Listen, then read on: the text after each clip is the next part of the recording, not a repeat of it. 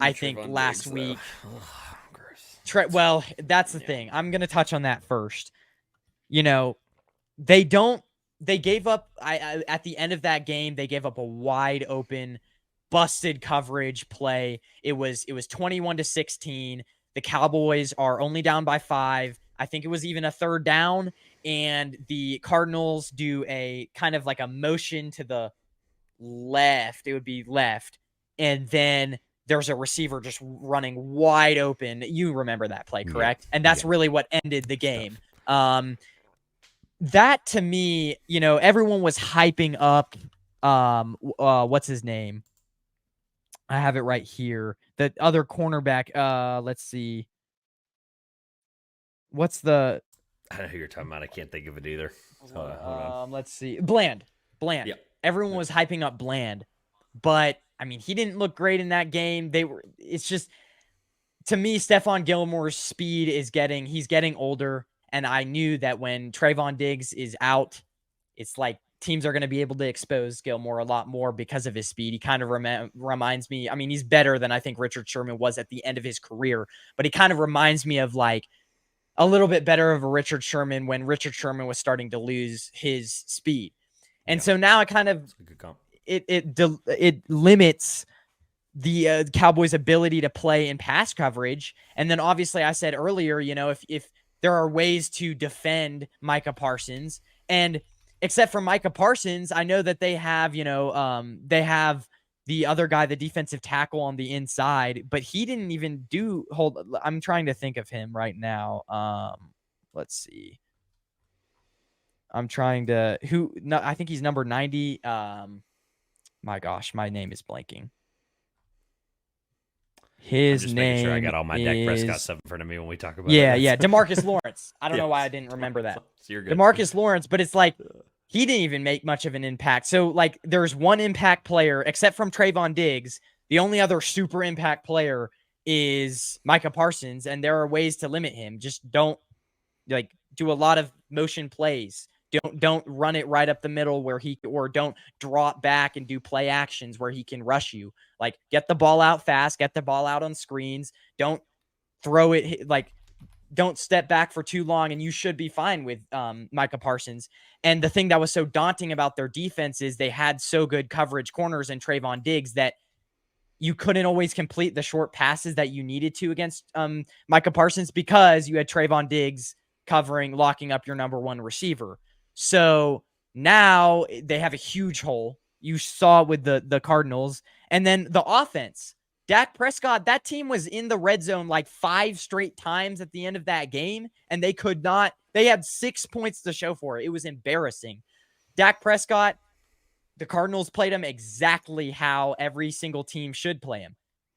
They said, we're not going to pressure you a ton. We're not going to send a lot of blitzes. We're going to sit back.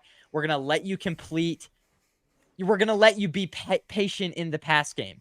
We're going to let you complete those short slants because Dak Prescott, if he is meant to be like, if he checks the ball down a ton of times over and over again, he gets like almost like bored. He's going to eventually make a mistake playing that way. He's more of a guy who has to like throw it downfield over and over again because if you let Dak Prescott be a patient quarterback, he's eventually going to mess up. So that's what the Cardinals did offensively. And he missed a lot of key throws down the stretch in that game. So I don't know if that makes sense, but no, it's actually a perfect segue. I have a couple points I want to talk about. So I'll give you this one first because it's perfect what you just said. Right.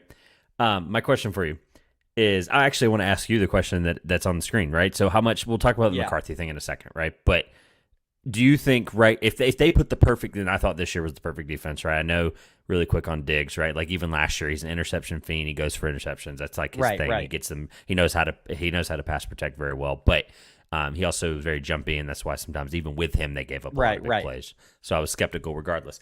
If let's say they put the perfect defense around him and they have the perfect head coach with him, is Dak a Super Bowl caliber quarterback in your eyes? No, absolutely not. Here's the reason why. Not even a reason. No, without even a reason. Here, really quick follow-up question: is Kirk Cousins the same way? Is Kirk Cousins a Super Bowl caliber quarterback? I would put Kirk Cousins slightly above Dak because I think Dak Prescott, like the Cardinals, you don't even have to cover. It's not even like Dak, when he has to throw a bunch and has to be patient in the pass game and throw a bunch of slants and whatever, he's inaccurate over the middle. When Dak's first read isn't open, he panics. I mean, we saw that in the Cardinals game. I think Kirk Cousins is slightly better than that, although you get pressure on, like, he's the type of guy who, if you blitz 5 or 6 guys, he's not like, he's more immobile, and then he tends to get Make your Dak point, because I want to harp on why I'm bringing up those. Yeah, real quick, the Dak point against the Cardinals I think he missed 2. It was 2 go balls down the sideline, one near the end zone where it was short, and I think it was on CD Lamb. It was short. It was halfway through the third, I think it was, and they were in the red zone and they wanted a pass interference. But regardless if that play, I don't think it was flagged for pass interference, but regardless if that play was a pass interference, it was still, the ball was thrown short. So he's not even accurate on the go balls. Like, the one thing that Brock Purdy I love about him is he's so accurate on back shoulder fades. Like, he's really good at hitting that throw. Dak Prescott, on the other hand, no, he always, like, in that game against the Cardinals, he always seemed to come up like, just isn't short. He just doesn't have the arm or just the accuracy so he just can't hit the throws that you want him to hit if you're going to make the Super Bowl and if to be a contender. So that's my point. There were so many discouraging things: the over the middle inaccuracies, the go balls that he can't hit late, the red zone, just the absolute, they botched it so many times in the red zone. And I don't know if that was Dak Prescott's fault, but I don't know. So just thinking of an all-time context thing, and to answer your question, right? How much stock or should we ever take them seriously, right? And I'm answering your question with a comparison. Right. So understand that they've been head to head against each other a lot.